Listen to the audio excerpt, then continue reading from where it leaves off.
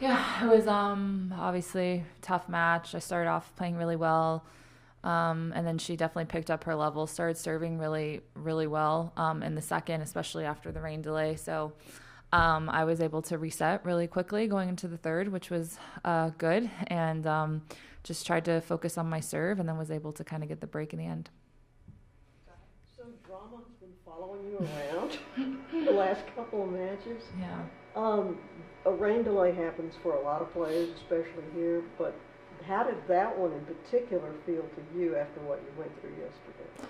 Yeah, I mean, I'm used to it. It wasn't that big of a deal. I haven't really had any rain delays, I don't think, this week, which is rare. But yeah, I mean, it's never easy, especially I was playing pretty well, but she was also playing well too. So I didn't think it was the worst thing in the world. I thought maybe it could break her rhythm a little bit because she got really hot. Obviously, it didn't really do much once we restarted, but it's always tricky, especially when it's not even raining. It's just kind of drizzling, and we kind of agreed like there was no use to try and start playing if it just was going to keep getting slick and wet, and we didn't want to have to start and stop. So once we kind of got around the 15-minute mark, which is usually when you're allowed to do the re warm up, I think we kind of knew we were probably going to go off court. So you just kind of have to reset. And I thought I was playing well, though. I didn't think there was much that I needed to change really coming back out. Brought up earlier this week, you could be the first woman since the 1970s to win Toronto and Cincinnati in the same year. Any thoughts that now that that's an actual reality that you're here at the finals? Yeah, it's pretty crazy. I can't believe that it's even an option. First, I couldn't believe I was able to even have a chance to defend, Toronto, and then now here coming into this week, it's pretty crazy, but amazing that I've been able to give myself that chance. And I haven't really thought about it too much, but now that it's presenting itself, I would really love to accomplish that. That's a really long time that it's been since that's happened. So I think it's been nice to also see my mental toughness over the span of a lot of matches, which hopefully I can use that going into Grand Slams as well. I don't think that was maybe my strong point in Grand Slams is winning a lot of matches. I mean, I feel like I've always done well in week events, but being able to draw it out over multiple weeks has been really, a cool thing that I can say that I've been able to do. And I think also gives me extra confidence. So just kind of proud of myself for that. I imagine that the challenge with Arena will be not too dissimilar from facing Paula, just in that she brings a power game from the baseline. Yeah, I mean, Paula, she was hitting harder, I think, than anyone I've honestly have ever played. Like the sound that it was coming off of her racket was like insane. She was not hitting like that last time I played her.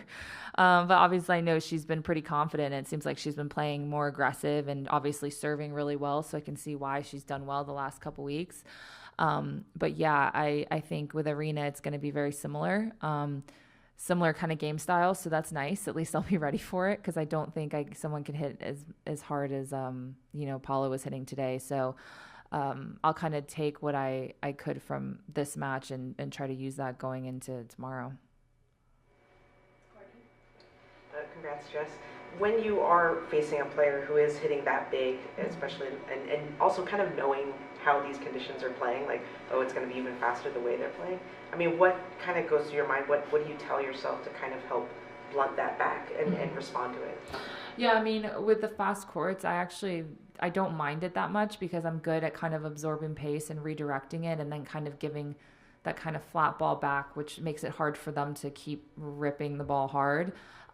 So, I mean, to me, it was kind of just I had to use my legs. I had to get ready for that second ball, and then, try and not let her get set up because when she's set up is when she really can rip it. So it was kind of to absorb the first couple shots, and then as soon as I could, try to get her on the move. But it's tough when, you're just getting, just feels like it's coming at you like nonstop. And so obviously working on first serve percentage was really important. And then not just that, but also where I thought she liked to hit her return. So then maybe I could kind of get a leg up on that first ball and be ready for it, whether she liked to go cross on her backhand return or forehand cross inside out, whatever it was. And just try to be ready for those shots. But I really think it's tough on fast courts, but you got to just kind of use your legs and not be afraid to hit it hard back because you can't really guide the ball here. If you try to guide it, flies or goes in the bottom of the net. So it's a tough balance of staying committed, but then keeping your margins good. This 9-match streak, is there such a thing as a zone? Do you believe in that when you just feel yourself like, geez, nobody can touch me, the ball looks big? I don't really consider it a zone because I haven't, there's been maybe a couple matches, my match against Taylor, where I feel like I zoned a little bit. Maybe the first set today, I played really high level. Maybe it swings during certain matches, but there hasn't really been a match where it was like, oh, I've been zoning for 3 or 4 matches. The match against Layla, I could have lost. The match against Mukova, I could have lost. Today, I could have lost. Toronto, the final, went 3 sets too. So I think I wouldn't consider it a zone. I think I'm just, finding my game a little bit and then competing and being smart out there about, my serve, my returns, and kind of what I'm trying to do on the court. Congratulations. A little bit different subject. This tournament has always great spectators, and also going to stay in this city for another 25 years. So can you have any opinion on that? I think it's awesome. I love coming here. The fans are amazing, and I think that's what makes the event is, even though we're in Mason, Ohio, people come out and plan their whole weeks to come here, and they come from all over. And I always think it's a nice tournament to come to, especially if you can't go to the U.S. Open too, because you get a feel of having an amazing field, all the players, and you kind of get that feeling without having to go to New York. So I think it's always a great tournament for fans to come to, and it's great for tennis in the Midwest, and it's awesome to see the renderings of what they're going to kind of build out and the commitment that they've made to staying here. I feel like the city and the area and the fans, are really appreciative of that. So I assume that it's going to be even better in the next couple years. Following up on her question, what's your opinion on the tournament expanding and going to 2 weeks next year? Mm-hmm. I'm not in love with the 2-week events, but it's hard.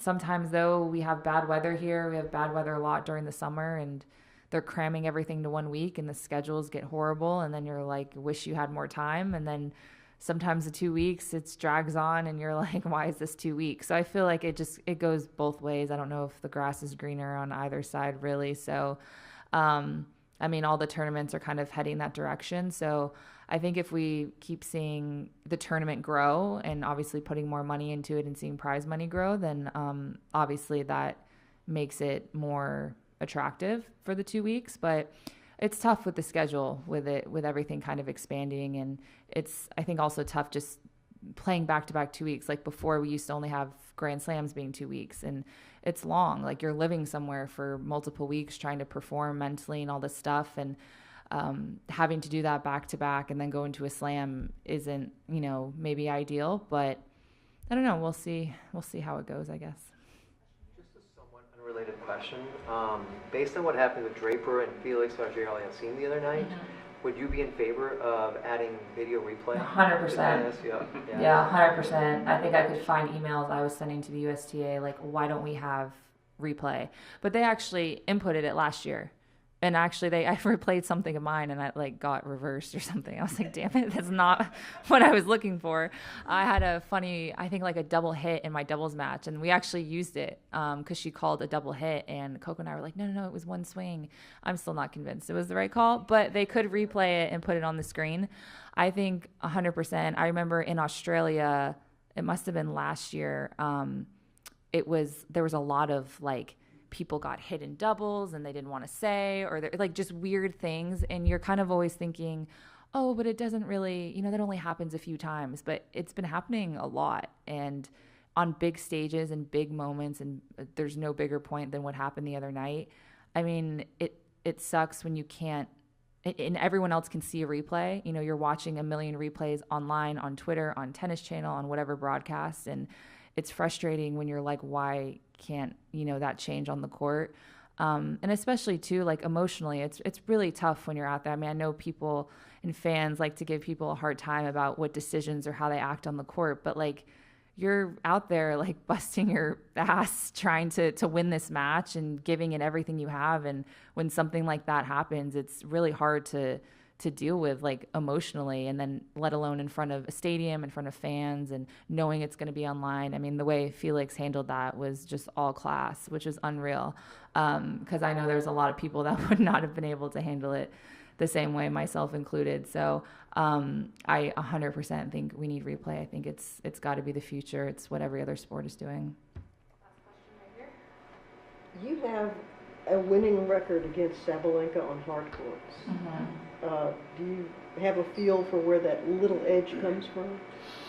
I don't know. I think I can play well against big hitters because I can kind of rush them. My ball kind of, especially on maybe a little faster hard court, where it's skidding and not giving a lot of time to set up for their shots. And I think similar to Badosa today, when they get time to set up is I think when they're really dangerous. But I think I'm good at taking time away for my opponents when I'm playing at a good level. So, I mean, it's a good stab, but I also know that's probably her best surface as well. Two-time Australian Open champion. Obviously, she loves the hard courts as well. And it seems like she's been playing really, really good and, obviously can serve really big. So it's always tough to deal with opponents that have weapons like that where they can get a lot of free points on a faster hard court. So it goes both ways, but I'll just have to see. It depends on how she's playing, how I'm playing. But I think my ability to take time away from my opponents is probably, the biggest strength that I have.